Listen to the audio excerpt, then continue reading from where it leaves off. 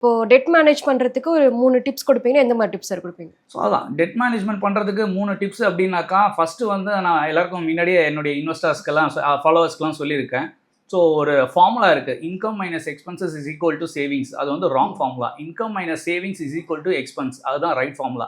So dead மேனேஜ்மெண்ட்டுக்கு இது first formula. இந்த ஃபார்முலாவை ஃபாலோ பண்ணாலே ஆட்டோமேட்டிக்காக வந்து என்ன ஆகுனாக்கா, உங்களோட இன்வெஸ்ட்மெண்ட்டில் கமிட் ஆகிட்டீங்க அப்படின்னாக்கா இஎம்ஐக்கு வந்து உங்களுக்கு ஆப்ஷன் இருக்காது. ஸோ அப்போ என்ன ஆகுனா, இது கரெக்டான ட்ராக்ல போயிட்டு இருக்கும். ஸோ இதுதான் ஃபர்ஸ்ட் அண்ட் ஃபோர்மோஸ்ட் திங். ரெண்டாவது வந்து உங்களுக்கு தேவையான பொருளை மட்டும் வந்து உங்களுக்கு லோன்ல வேணா வாங்கிக்கோங்க. தேவையில்லாமல் பார்க்குற பொருளை இம்பல்சிவாக வந்து உடனே டெசிஷன் எடுத்து வாங்காதீங்க. ஸோ இது ரெண்டாவது பாயிண்ட். மூணாவது வந்து ஹை இன்ட்ரெஸ்ட் ரேட் இருக்கிற லோன்ஸை வந்து ஃபர்ஸ்ட் திங்கா வந்து அதை க்ளோஸ் பண்ணிடுங்க. ஸோ அதை வந்து ரொம்ப நாள் ப்ரொலாங் பண்ணாதீங்க. கிரெடிட் கார்டில் வந்து நார்மலாக எல்லாரும் என்ன சொல்லுவோம் அப்படின்னாக்கா, 30% வரைக்கும் உங்களோட யூசேஜ் லிமிட்டை யூட்டிலைஸ் பண்ணிக்கோங்க.